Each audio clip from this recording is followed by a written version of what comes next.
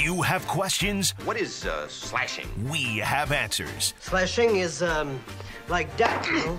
Mm-hmm. And there's a penalty for that? Yeah.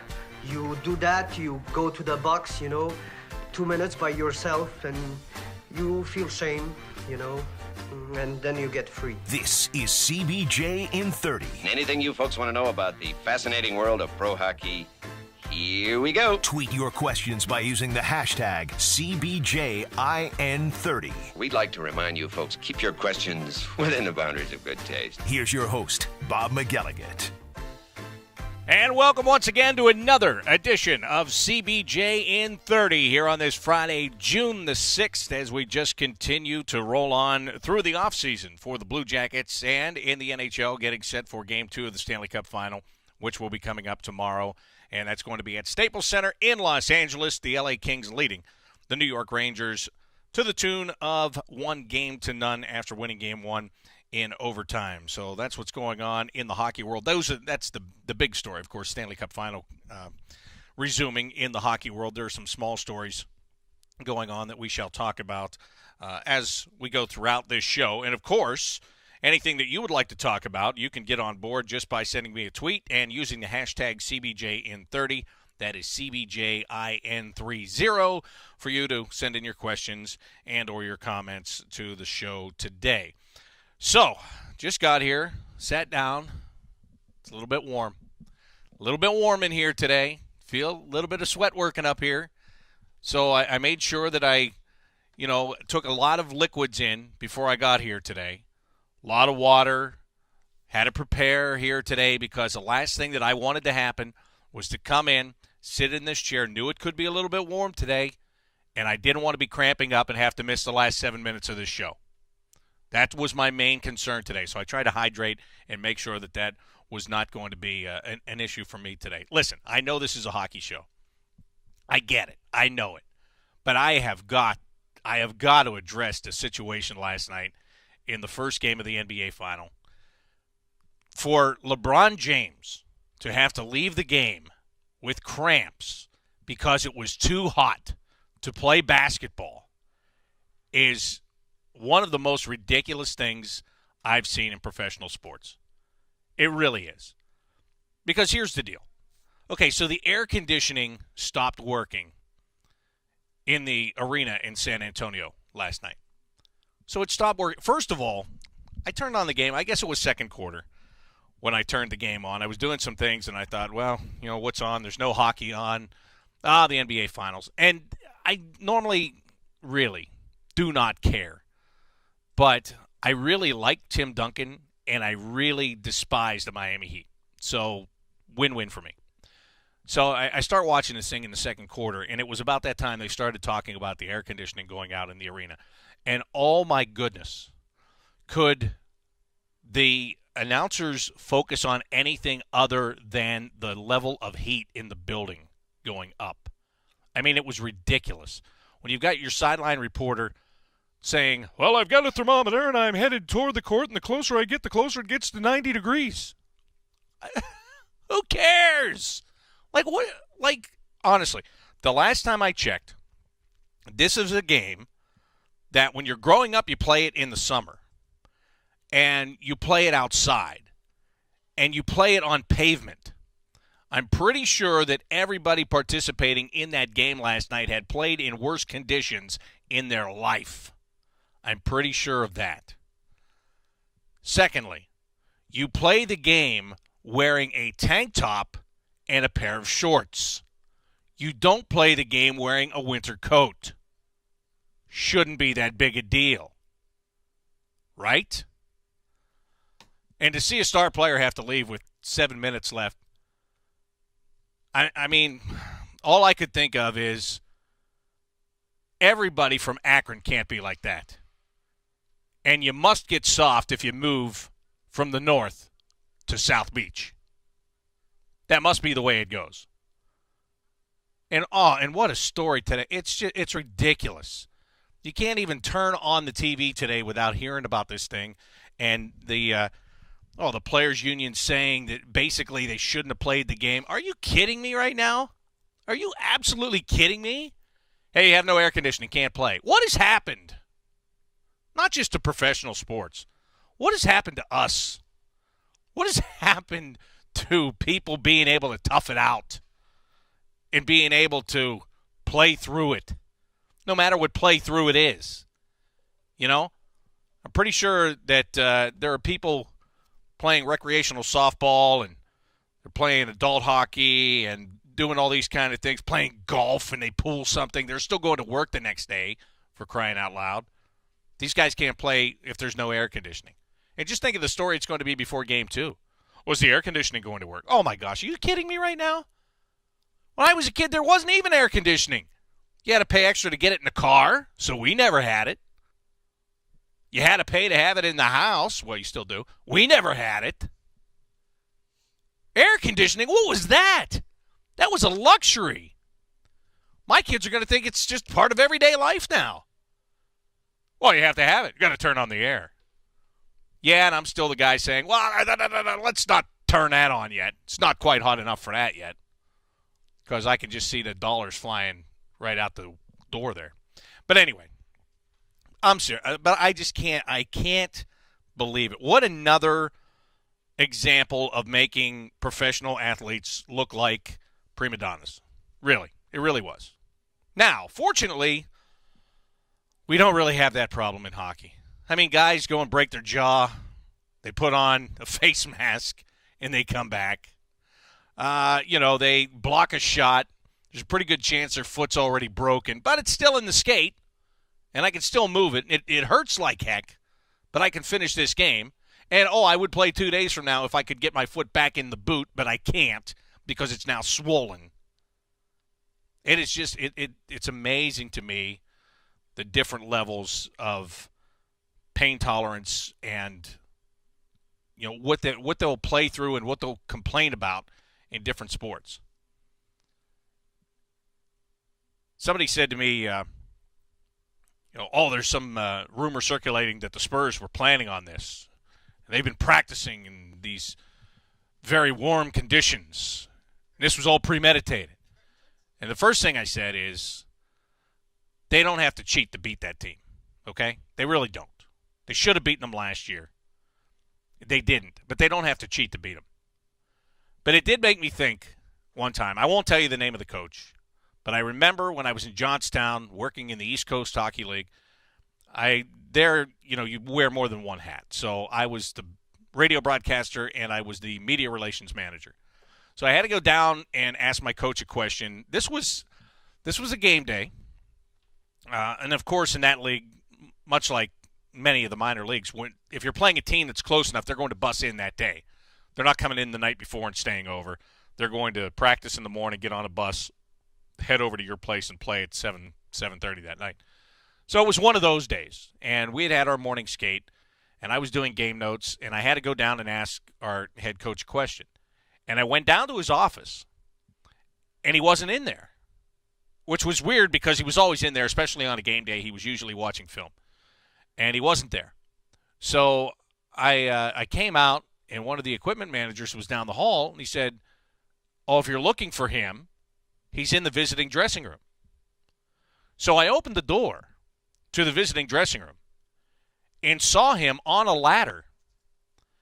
And he was, the fluorescent light fixtures in a room in the drop ceiling. He was opening every one of those light fixtures, and he was taking one of those two long fluorescent bulbs and twisting it so it didn't work. So only one of the two bulbs, not only would only one of the two bulbs ignite, but it would not even ignite to its brightest. It was that dull, flickering, annoying, And he was doing that with every fixture. And I said, what are you doing? He said, I'm sick and tired of losing to these guys. I got to find some kind of an advantage.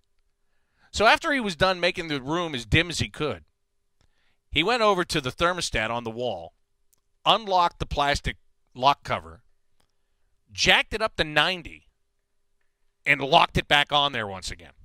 Because this was a team that every time we played, we never beat.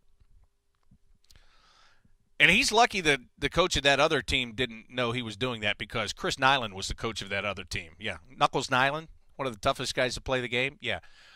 But anyway, the moral of the story is cheating doesn't win for you because we still got beat badly at home that night. But it made me think of that story, because obviously the motivation was for this team to go out and skate and then come back in already warm, needing to try to cool down in between periods, and it would be 90 degrees in their dressing room, and they couldn't even cool down. So, I don't think the San Antonio Spurs were trying to give themselves that kind of an advantage over the Miami Heat. And how ironic is it that a team that is named Heat can't play when it's too warm? Anybody ever think of that? If you wear a jersey that says Heat, maybe you can play the whole game when it's hot. Just a thought. Just a thought on my part. But wouldn't happen here. That's the good news. Wouldn't happen here. As a matter of fact, let's go right to your questions via Twitter using the hashtag CBJN30, CBJIN30. Kevin is first up today, and he says, what would happen if the AC broke at a hockey game? Now, here's the difference between that happening in a basketball game and happening in a hockey game.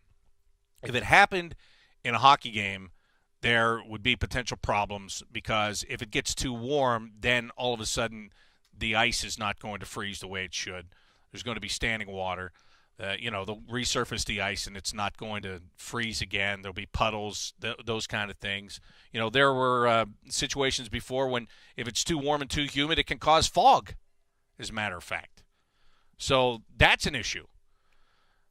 So for a hockey game, you automatically think, well, that wouldn't be an issue because there's ice. It wouldn't be warm anyway. Yeah, it would be warm. They have to really cool down the building. This happens in the fall when the season first starts. It happens in the spring during the playoffs. They really have to ice the buildings down with the AC as much as they can just to keep the ice playable in a good way so that you're not having, keep the pucks frozen, don't want them bouncing all around, don't want standing water on the ice in places it's not freezing, all of that stuff. So it would actually, to me, it would be a bigger deal for a hockey game. That sounds crazy because there's a big sheet of ice, but it would be a bigger deal if that happened during a hockey game than if it happened during a basketball game. And they are, they're worried about there being moisture on the court last night. Oh, they might sweat? Yeah, I think they can deal with that. Oh, it's just that was absolutely ridiculous. And that's why I'm very glad that the Stanley Cup playoffs resume tomorrow night. All right, right back out of here. Cody is going to check in. Any insight as to whether the Blue Jackets would consider affiliating with the Cincinnati Cyclones or the Lake Erie Monsters? It would be great to see. Yeah, that is obviously geographically, Cody, those are good options. I can tell you specifically about the affiliation that the Lake Erie Monsters have up in Cleveland with the Colorado Avalanche. They like that affiliation. When they got that team, because Cleveland had a team in the American Hockey League, they had the Cleveland Barons, that was San Jose's team. They decided to move that to Worcester, Massachusetts, and that left Cleveland without a team. I think they went a year without a team before they bought a dormant franchise, moved it into Cleveland, and started over. And Dan Gilbert, the owner of the Cavaliers, did that because he wanted to have more dates in the building and, thought that would be a good investment. And it's worked out great because when the Cleveland Barons were there, I remember going – we would go and play games there when I was in Syracuse. I specifically remember we played one time, and Jamie Smock was the radio broadcaster for the Cleveland Barons. And we would sit – we didn't sit way up in the press box. We sat like right in the front couple of rows of the upper bowl of the second level. That's where we sat and did the game from. And there was nobody in the building, with the exception of sitting right across the aisle from me. Like everybody that had a ticket was either right down below and right behind the glass, behind the benches, or they were sitting right next to me. And I said to him, you got 16,000 seats, you got to jam everybody up right over here across the aisle from me to yell at me the entire game? Come on.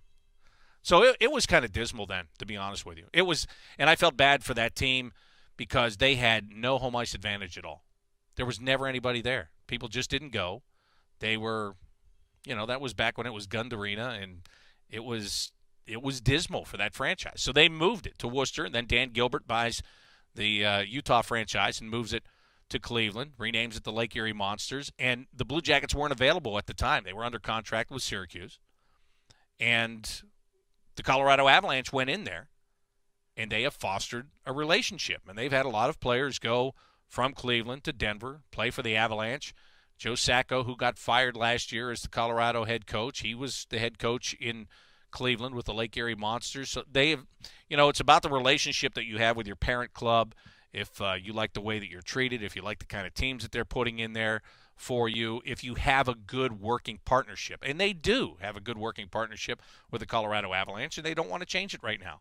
And the Blue Jackets, quite frankly, have a nice working relationship with the Springfield Falcons. Would it be nice to be closer? Sure. I think everybody would agree with that. But when you have good partners and good working relationships, you tend to stay in those relationships. And that's where the Blue Jackets are right now. That's where the Avalanche is with Lake Erie. As far as Cincinnati, the ECHL is such a different beast because it's not like minor league baseball. I mean, the Cyclones are considered a double-A level team.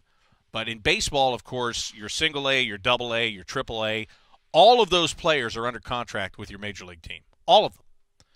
And they're just progressing through the system. Whereas in hockey, all of your AHL players are under contract with your NHL team. But when you dip down below that, that's not necessarily the case. So what you'll have there, and what you'll have most NHL teams do, is they will have a couple of guys assigned to the ECHL. So you might only have 2 players in Cincinnati or 3 players. Or let's say you get into a situation right now where you have Anton Forsberg, who's a young goaltender, Oscar Dansk, who's a young goaltender. Let's say Jonas Korpisalo comes over to be a young goaltender, and you find yourself with 3 goalies that need to play, and you have 1 AHL team. And that's the case where sometimes, you send a guy to the ECHL, and you're looking for playing time. That's basically what you're looking for with those guys. But there will be, again, there's 3 to 5. When I was in Johnstown, we were affiliated with, when I was there at first, we were affiliated with Hershey, which was a Philadelphia team at the time. And there were a fair number of guys there. That was the early 90s. And then later on, we affiliated with Calgary, and that's when Jody Shelley was there. He was part of the Calgary Flames.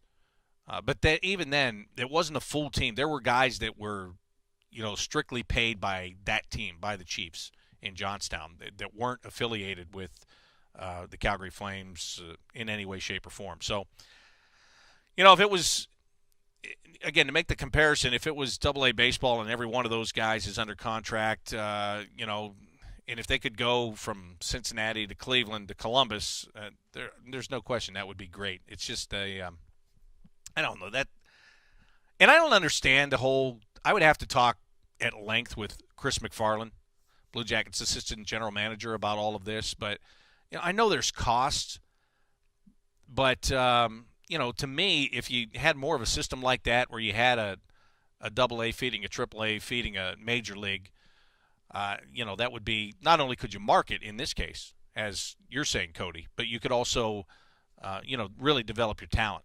And really, when you have control, you send guys to the East Coast League, and if you only have 3 guys there, they're developing under the coach that's there. They're probably not playing the same system you are or any of that stuff. So you don't have as much control over them there as you would if it was fully under your control. But like I said, it costs a lot of money to do those things, and I'm sure that plays into it at some point. Well, some other news in the league yesterday. The New York Islanders traded for the rights for defenseman Dan Boyle. The San Jose Sharks said after they got eliminated from the playoffs that he would not return to the Sharks. They weren't going to offer him a contract. So he's out there, and people know he's available. His contract's up at the end of June. Becomes an unrestricted free agent on July 1st. Bruce Garriock of the Ottawa Sun yesterday had tweeted that the Tampa Bay Lightning might be interested or might acquire his rights, which would make sense because he was in Tampa before he went to San Jose. He's 37 years old. He can still run a power play. Still a good point man on a power play. He still has value, is what I'm trying to say. For the Sharks, they want to go younger. They want, they want to go in a different direction. So, in that regard, They didn't want him anymore, but there are still teams that will want his services. So Bruce Garriock tweets yesterday that the Tampa Bay Lightning may acquire those rights. And then right after that, the New York Islanders pick him up. Now, some things I was reading today are saying that there was no talk between Garth Snow, the GM of the Islanders, and the Dan Boyle camp. That they were basically shocked when they got a call and said, oh, by the way, Dan's rights have been traded to the Islanders, which gives the Islanders about 3 weeks to try to negotiate a contract with this guy and see if they can get him to play there. So I don't know how that's going to work out. It's a bit of a gamble, but you know what? But it's the Islanders. I mean, do they ever do anything that doesn't make you scratch your head and go, what are they doing? And maybe they do get him signed. They could use him. They could use a guy like that. As a buddy of mine that is an Islanders fan told me last night, when you start the season and Radek Martinek is one of your defensemen, what's wrong with having Dan Boyle on your blue line? No offense to Radek Martinek. Of course, he played here before he suffered an injury, but that's been his MO. He's been a guy that's been injured a lot. He's not even close to being a guy that you can depend upon to play an entire season. His best days are behind him. So, you know, you send a 5th-round pick that goes up to a 4th-round pick if you're able to sign him. Big deal. So the Islanders take a little bit of a gamble and see if they can get Dan Boyle.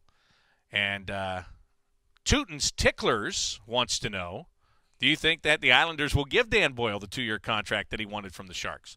If I'm the Islanders, I'd give him a multi-year deal, sure. Sure I do. Maybe they can tickle his fancy. Tootin's Ticklers. How long do you guys sit around and come up with this stuff? How long does it take you? And what time of day is it when you come up with these names? 9 in the morning, 2 in the morning. I'm leaning toward the latter. But to answer the question, I think they can take that gamble, depending on what the money is and all that stuff. But, you know,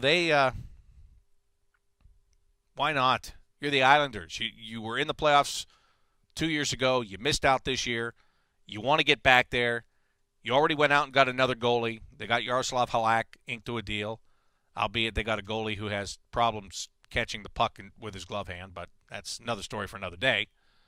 But it's an upgrade over what they had. So they've upgraded that position. John Tavares will be back next year after not playing from the Olympic break on because he got hurt in the Olympics. So they're going to be better. They're going to be better. But so what? I mean, yeah, I'd probably give it to them. If I'm them, I'd probably give it to them. Let's see. Mason wants to know, should the Blue Jackets have a road show practice or two in Ohio to promote the team and the sport, like maybe the Chiller in Springfield? The easy answer to that question is yes, that would make sense. If you have any idea the amount of work that it takes to take a practice to an outside facility, it is a ton. And I'm not saying it wouldn't be for a good cause. Please, don't think that at all. But it is such a – you're talking about, you know, the equipment guys have to get all of the equipment loaded into a truck, take it somewhere. The players would have to get a bus. They'd have to bus out there almost an hour to practice, or maybe an hour to get to Springfield on a bus. Or close to that, I guess. Anyway, yes, I understand. It makes sense. I get that. But I also understand the huge undertaking just to move out. And that's why the Blue Jackets have such a great situation here with the Ice House being attached to the building. And believe me, now that Columbus is going to become a more favorable destination for unrestricted free agents, there are a few things that guys look at. And that's one of those things. Because if you can come to the same place every day, get dressed in the same room, walk out, and either go straight to the main ice or hang a right and walk out to the Ice House, if you know every day is going to be the same and you're going to be in the same place, I can't tell you how big that is. Because in most places in this league, you have got to drive, 15, 20, 30 minutes to your place to your practice facility, then go there and get dressed. It's a whole different day. It's an entirely different day. Los Angeles Kings, they never practice at Staples Center, ever. They can't. The building's always got something going on. Lakers, Clippers, Emmys, whatever. There's always something happening there. So they're always at their practice facility in El Segundo. That's where their offices are, for crying out loud. They go over and play at Staples Center. That's it. That's what they do. Now, in that case, I guess maybe it's a little bit different too, because you're always going there and you're not going to the Staples Center. But a lot of teams go back and forth. Pittsburgh, when they practice at South Point, that thing is 30 minutes away from downtown. So now you're looking for houses. Maybe you're trying to get between the two. And, here you don't have that problem. Here, you buy your place, you move in, you come to the same building every day. Maybe you skate on a different ice surface one day than you do another day. So be it. But you're always in the same place every day. So to take the show on the road sounds great, and I understand the value in it, but it's also a big undertaking and a lot of work for a lot of people. Now, all of that being said, maybe, and this is me thinking out loud, I don't know, maybe development camp or to an extent training camp. I know one time the Blue Jackets took their training camp to Prince Edward Island and they did it. And teams tend to stay in their own buildings and do training camp. I think from a team building perspective, there's something to be said for maybe getting out of there and going somewhere else. But again, it's all, you play so many games, exhibition games, and preseason games. My bad. They mean nothing except to evaluate guys that might make the team for the regular season. But you play so many preseason games, maybe that's a pain in the neck to do as well. Maybe, I don't know, maybe it just doesn't maybe it's just not worth all of that. I'm not sure. Union and Blue wants to know, if you had to pick, talking to me, if I had to pick one of the free agents that the Blue Jackets should be looking into right now, who would it be? Well, let's see. I was reading this article off Sportsnet this morning of the top 14 unrestricted free agents coming up this summer. And this is not an impressive list, by the way, because a lot of guys re-signed during the season. So I'm going to run down them here. Jussi Jokinen from the Penguins. Radim Verbata from the Phoenix Coyotes. Mike Camilleri from the Calgary Flames. Dan Boyle of now the New York Islanders. Jonas Hiller of the Ducks. Matt Niskanen of the Penguins. Jarome Iginla from the Bruins. Andrei Markov from the Canadiens. Ryan Callahan of the Lightning. Matt Molson of the Wild. Ryan Miller, formerly of the Blues. Marian Gaborik, not going to happen. Paul Stastny of the Colorado Avalanche. And Thomas Vanek of the Montreal Canadiens. Now, let me just tell you, out of that list, right there at the number 2 guy, Paul Stastny, I'd look at that guy hard, really hard. Very good player. His cap hit was $6.6 million last year, though, in Colorado. A little bit pricey. I get that. I understand that. But he's under 30. He's got 6 20-goal seasons. And he's coming off his best season in 4 years, too. So I could see him. Matt Molson is a guy that he's a bona fide sniper. There's no question about it. A lot of people talk about him. Where's he at here on this list? I just read his name. He was at number 5 on this list. Pure goal scorer. No doubt about that. He's making – so this is the guy – yeah, this is a pretty good point. His cap hit was $3.13 million. He's getting a raise. He's getting a big raise. And maybe that big raise is still less than the Paul Stastny 6.6. Probably so. So that would probably be a good one. Of course, there's he finished in Minnesota this year.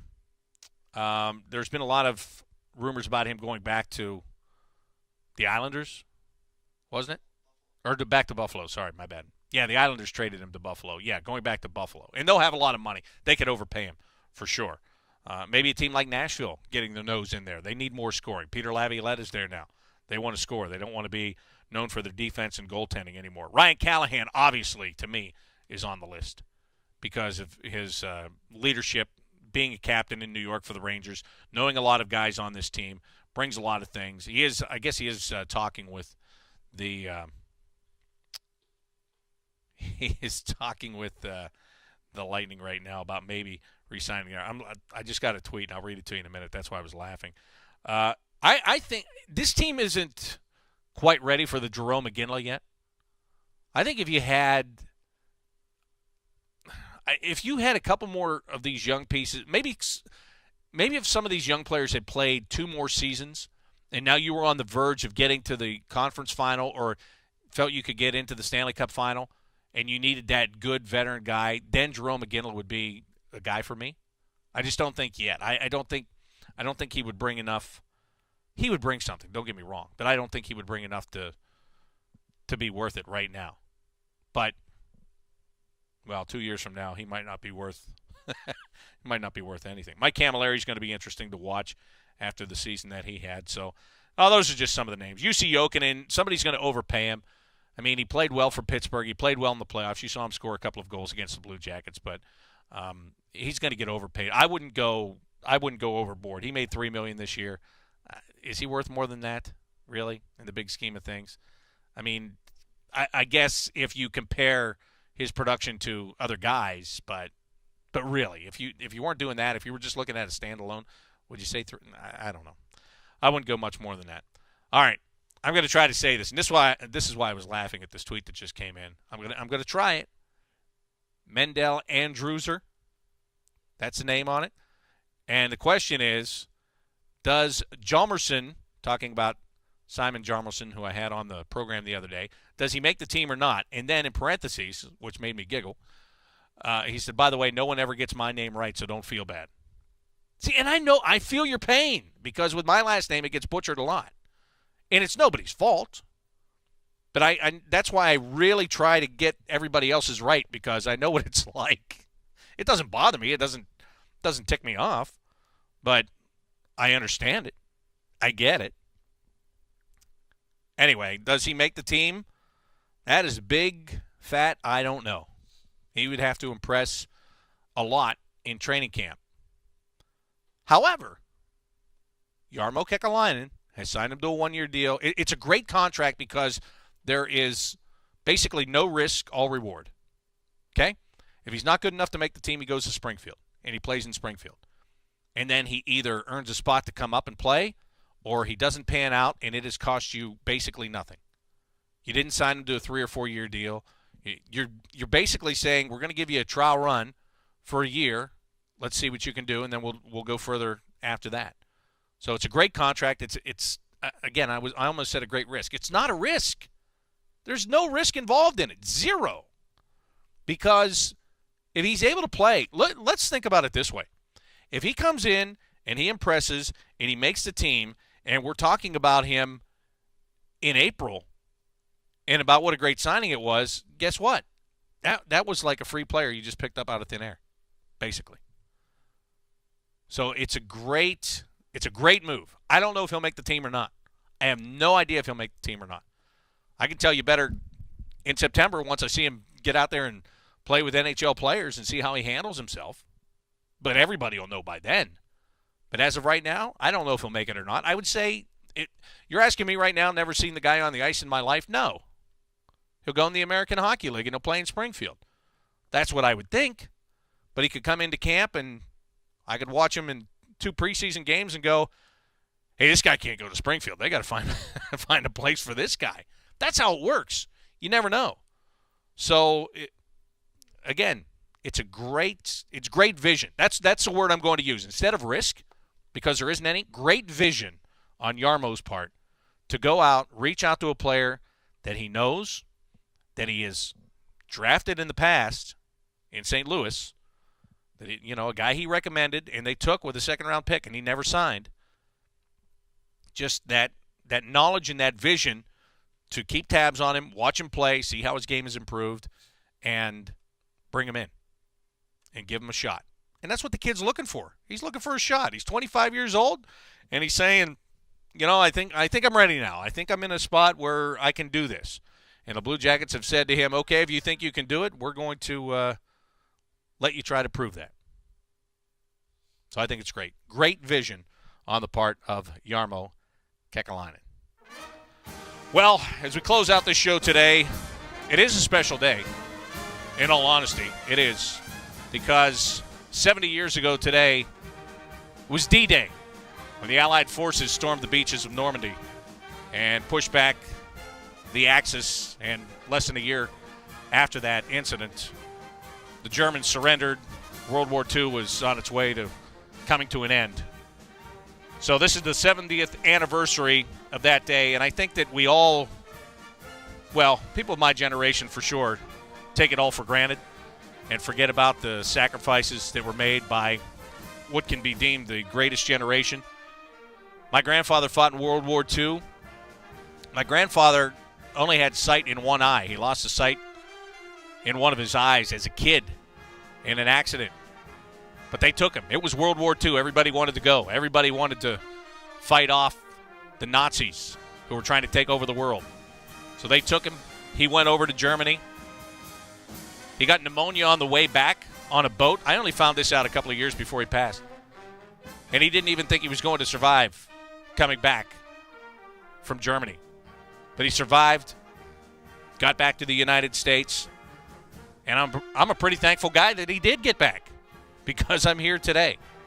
So on this day, a day that holds a lot of significance in American history, take a minute.